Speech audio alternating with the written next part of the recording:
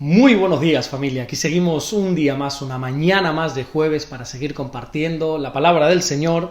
Y en esta ocasión nos vamos a ir al capítulo 5 de Mateo. Es cierto que nos tocaría leer esta mañana el versículo 44 y de hecho lo vamos a hacer, pero también lo vamos a enlazar con el anterior, aunque ya sé que ayer miércoles lo veíamos, pero como dije el otro día, para no desglosarlo de su contexto. Dice así Mateo capítulo 5, versículo 43. Oísteis que fue dicho, amarás a tu prójimo y aborrecerás a tu enemigo. Versículo 44. Pero yo os digo, amad a vuestros enemigos, bendecid a los que os maldicen, haced bien a los que os aborrecen y orad por los que os ultrajan y os persiguen. Ayer veíamos cómo Jesús, basándose en el versículo que se encuentra en Levítico capítulo 19, versículo 18, decía que se debe amar al prójimo y aborrecer al enemigo. Pero sin embargo, cuando vamos a ese versículo de Levítico, nos damos cuenta que en ninguna parte, ni en ese versículo, ni en ninguna otra parte de todo el Antiguo Testamento, se nos enseña que tenemos que aborrecer o que tenemos que odiar a nuestros enemigos. Más bien todo lo contrario. Lo que ocurre es que los judíos le habían dado una mala interpretación, una falsa doctrina a este versículo, pensando que el prójimo era simplemente el judío. Es decir, las personas que creían y que pensaban como ellos. Y los judíos entonces comenzaron a enseñar que se debe amar a los judíos, pero aborrecer a todo aquel que no es judío. Pero bueno, esto es algo que ya vimos ayer con bastante detenimiento y hoy me gustaría centrarme entonces, ¿qué hacemos con nuestros enemigos?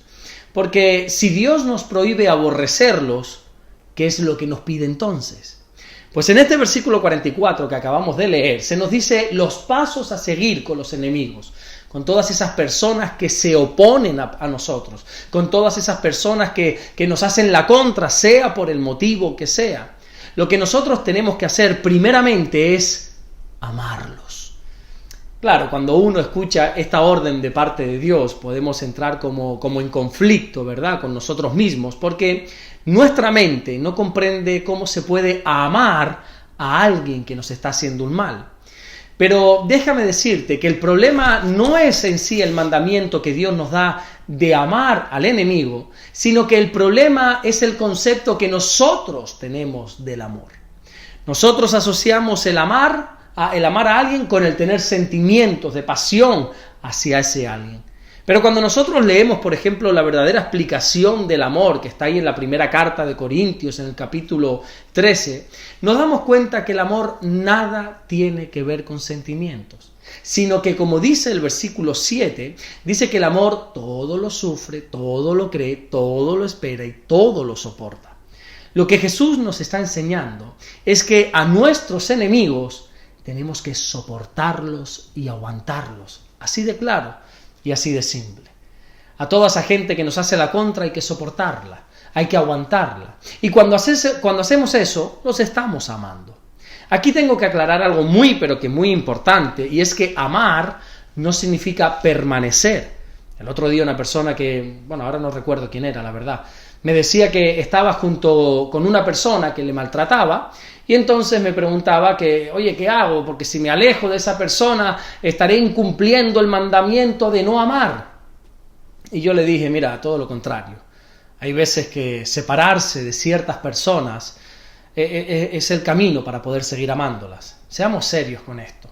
Si hay alguna persona, ya sea en ámbito laboral, en ámbito religioso, en ámbito inclusive de sentimientos, en ámbito sentimental, que nos está haciendo daño, ya sea físico o psicológico, a veces es mejor coger caminos diferentes. Así que Jesús nos da el primer paso a seguir con nuestros enemigos, que es amarlos. Me gustaría aclarar otro asunto más, muy importante, con esto de que tenemos que amar al enemigo. Y es que Jesús fue bien claro cuando dice que tenemos que amar al enemigo, no lo que nos hace el enemigo. Lo que nos hace está mal. Lo pintemos como lo pintemos. No podemos espiritualizar lo que no es.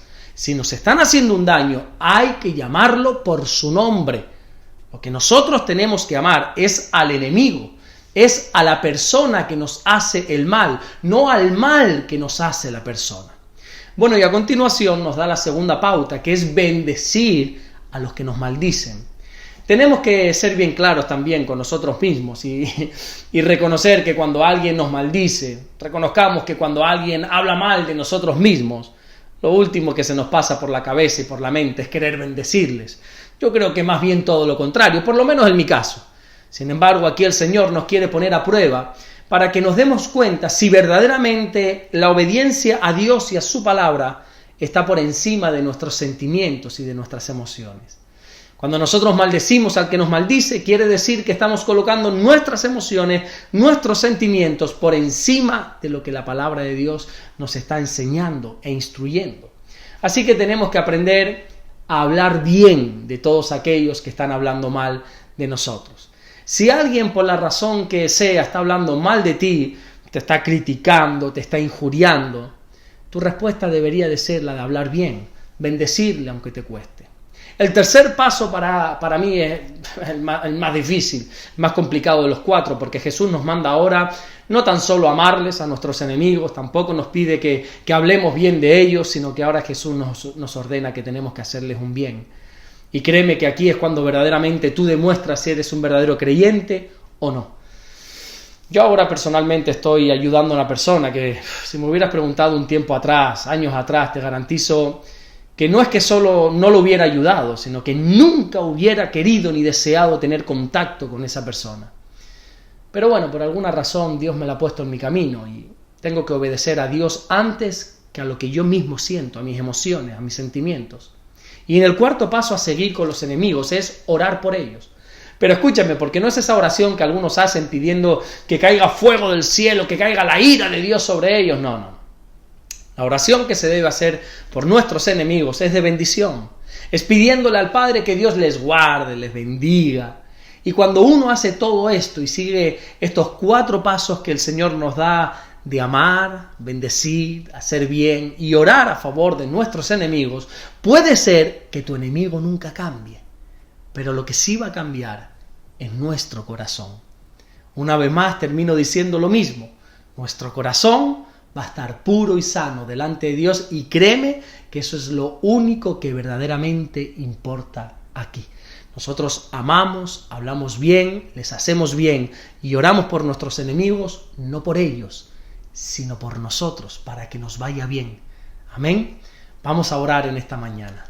Señor, gracias te damos porque de verdad que tú eres bueno. Señor, gracias porque tu palabra destila tanta sabiduría, Señor. Gracias por todo lo que estás haciendo, gracias por todo lo que vas a hacer.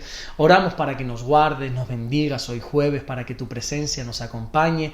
Y gracias, mi Dios, por lo que estás haciendo, Señor. En el nombre de Jesús, amén. Que Dios te bendiga. Nos vemos mañana viernes ya para terminar la semana. Nos vemos mañana si así Dios nos lo permite y vamos a seguir compartiendo la palabra del Señor. Dios te bendiga.